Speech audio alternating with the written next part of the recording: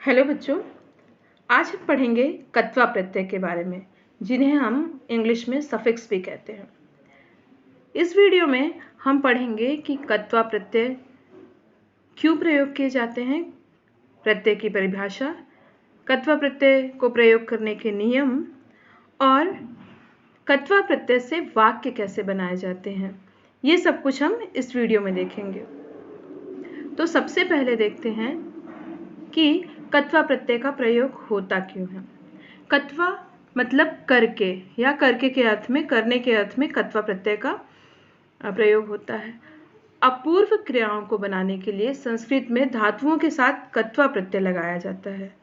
कत्वा के क का लोप हो जाता है और त्वा शेष रह जाता है।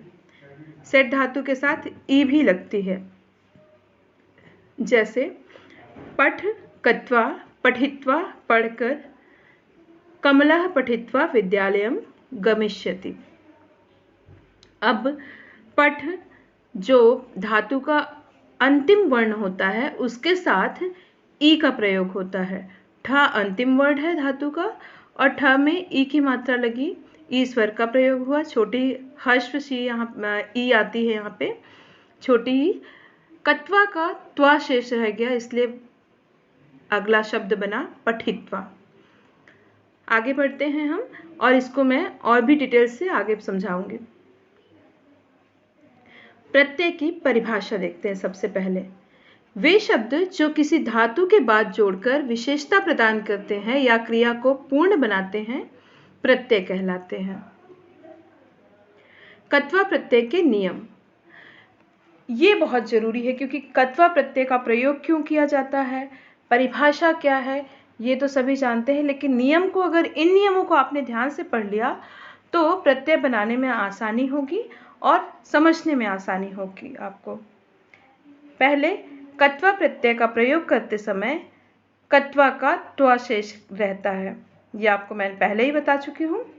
दूसरा, प्रत्यय का प्रयोग करते समय धातु के अंतिम वर्ण में ई का प्रयोग होता है यदि अंतिम वर्ण में कोई स्वर की मात्रा ना हो तो। अंतिम वर्ण में अगर स्वर नहीं है तो ई की मात्रा का ही प्रयोग होगा। यदि धातु का, तीसरा नियम जो है, यदि धातु का वर्ण मा ना हो तो, यदि धातु का वर्ण अंतिम वर्ण मा ना हो तो इसका लोप हो जाता है और शेष वर्ण में ई का प्रयोग नहीं होता। मा ना होगा तो उसका लोप हो जाएगा, ये तीसरा नियम है, बहुत ध्यान से देखिएगा, और ई की मात्रा का प्रयोग नहीं होगा। चौथा है, यदि धातु का अंतिम वर्ण मा ना हो और जो धातु का उससे पहले वाला वर्ण भी हो, दोनों समान वर्ग से हो, मतलब अंतिम वर्ण मा और ना हो और धातु का अंतिम वर्ण से पहले वाला वर्ण भी उसी वर्ग का हो। अब वर्ग क्या है? समान वर्ग मतलब मा कौन से वर्ग में आता है? प, फ, ब, भ, मा। अगर इसी लाइन में से, इसी वर्ग के, ये सारे पांचों समान वर्ग के हैं, इसी वर्ग का पहला वर्ण भी हो और अंतिम वर्ण भी हो तो वहां पर मा ना का लोप नहीं होगा और प्रत्यय प्रयोग के समय ई का प्रयोग भी करना होता है। पांचवा नियम, यदि धातु का अंतिम वर्ण स्वर युक्त है तो किसी और स्वर का प्रयोग नहीं होता है।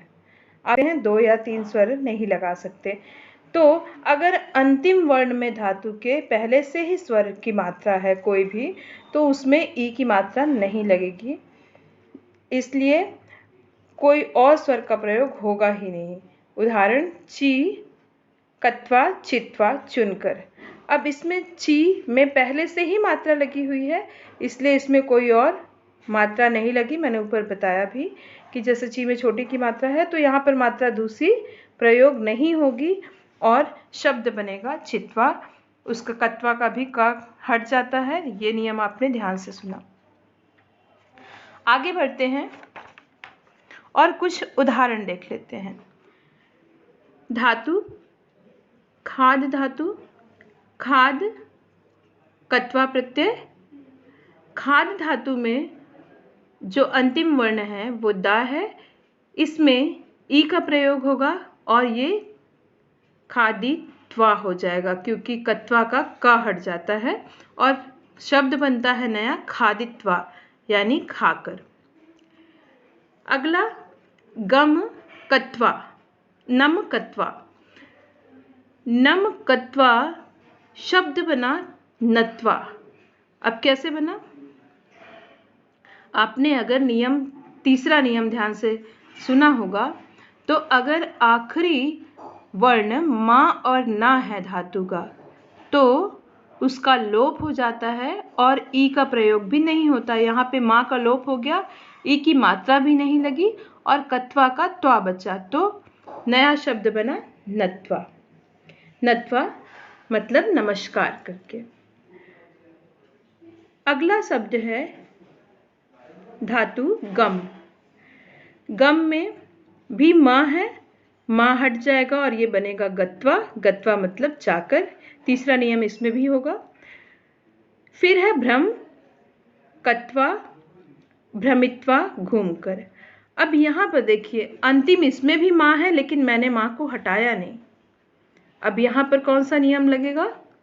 जो मैंने चौथा नियम बताया था कि जब एक ही समूह वर्ग के हों, एक ही वर्ग के हों, दोनों धातु के दोनों वर्ण एक ही वर्ग के हैं, भा और मा, पा फा बा भा मा एक ही वर्ग के हैं।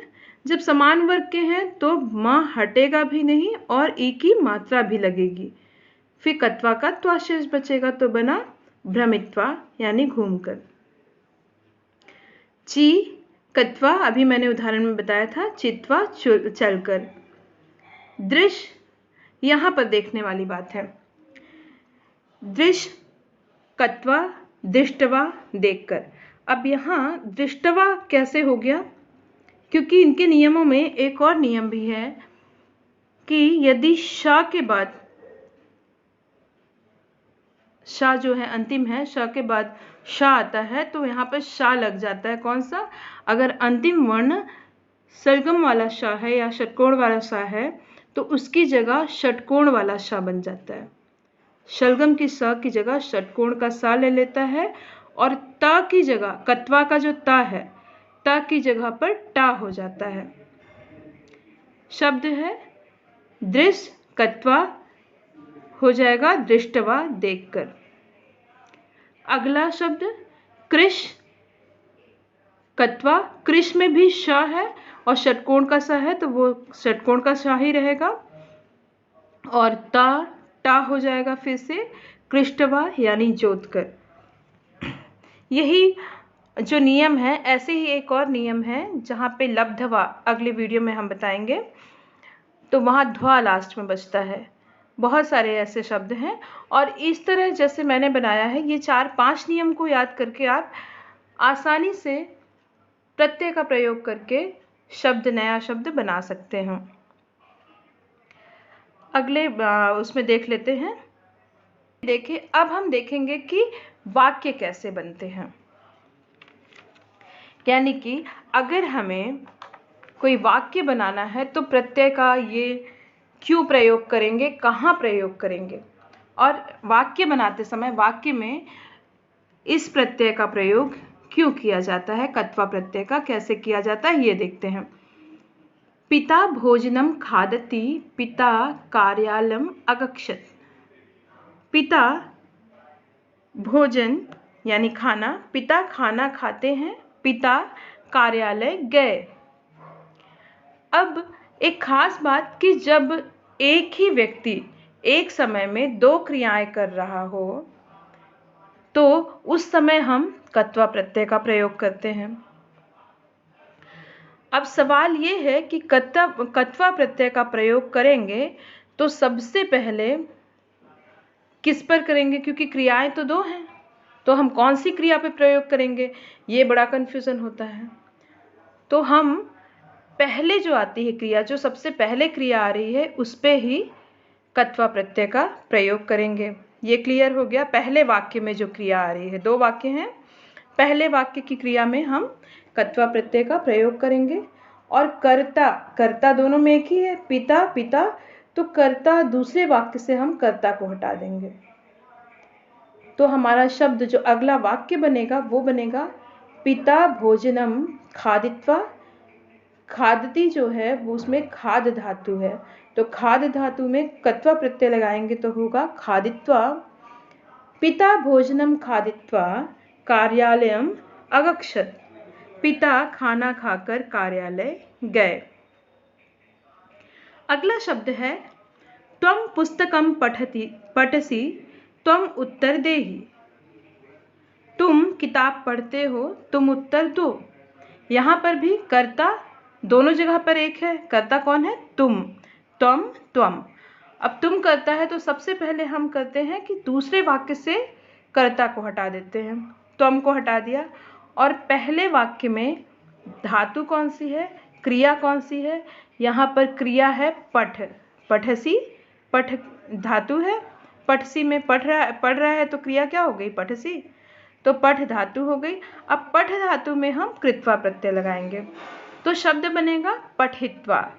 त्वं पुस्तकम पठित्वा उत्तरम देहि। तुम किताब पढ़कर उत्तर दो। अगला वाक्य है सह पुस्तकम पठति सह रचनाम लिखति। इसमें भी सह सह यानी कर्ता दोनों वाक्यों में एक ही है। दोनों वाक्य में अब खास नियम समझ लीजिए कि दोनों वाक्य में जब कर्ता एक ही हो यानी एक ही कर्ता जब दो क्रियाएं कर रहा हो तो उन दोनों क्रियाओं को जोड़ने के लिए हम कत्वा प्रत्यय का प्रयोग करते हैं। तो सह पुस्तकम पठति में पठ धातु है, क्रिया है पठति, पठ धातु है, पठ धातु में कत्वा प्रत्यय लगाएंगे तो नया शब्द बनकर आएगा पठित्वा। तो हमारा वाक्य बना सह पुस्तकम पठित्वा रचनाम लिखति। वाक्य क्या बनेगा? वह किताब पढ़कर रचना लिखता है। कुछ और उदाहरण देख लेते हैं। अहम खादामि जलम पिबामि। मैं खाता हूँ, पानी पीता हूँ।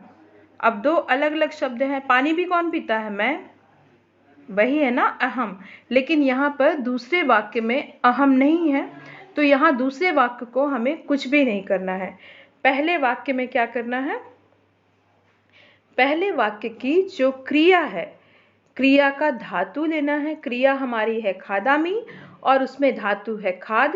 खाद धातु में कत्वा प्रत्यय का प्रयोग करेंगे तो हो जाएगा खादित्वा। अहम खादित्वा जलम पिबामि। मैं खाकर पानी पीता हूँ। अगला वाक्य है बालः क्रीडति। बालः पठितुम इच्छति। बालक खेलता है, बालक पढ़ने की इच्छा करता है। कत्वा प्रत्यय का जब प्रयोग करेंगे तो क्या होगा? फिर से वही नियम कि हम दोनों जगह बाला है तो सबसे पहले दूसरे वाक्य का कर्ता हटा देंगे यानी बालह को हटा देंगे और पहले वाक्य के क्रिया में हम क्रिया की धातु जो है उसमें कत्वा प्रत्यय का प्रयोग करेंगे। क्रीडति में धातु है क्रीड, क्रीड में कत्वा प्रत्यय लगाएंगे तो क्रीडित्वा। क्रीडित्वा पठितुम, बालः क्रीडित्वा पठितुम इच्छति। बालक पढ़कर, बालक क्रीडित्वा बालक खेलकर पढ़ने की इच्छा करता है। अंतिम वाक्य है कृषकाः भूमि कृषन्ति जलम सिंचन्ति। कृषकाः मतलब किसान, किसान भूमि, भूमि मतलब खेत, कृषन्ति, कृषन्ति कृष धातु है यहाँ पे तो कृषन्ति मतलब जोतना, जोत कर। किसान खेत जोतता है, पानी से सींचता है। कत्वा प्रत्यय लगाएंगे तो हो जाएगा कृषकाः भूमि कृष्टवा। मैंने बताया था आखिरी में श है तो वो श रहेगा, क हट के त का ट हो जाएगा। तो कृष्टवा जलम सिंचन्ति। किसान खेत जोतकर पानी से सींचता है। आशा है बच्चों कि आपको ये प्रत्यय समझ में आ गया होगा। अगर फिर भी कहीं पे आपको कन्फ्यूज़न लगता है और ये प्रत्यय समझ में नहीं आया तो कमेंट करके बताएं और इसे ध्यान से इसके नियम पढ़ें तो बहुत आसानी से आप वाक्य भी बना पाएंगे और प्रत्यय भी बना पाएंगे। वीडियो पसंद आई हो तो लाइक कर देना, चैनल को सब्सक्राइब ज़रूर करिएगा। धन्यवाद।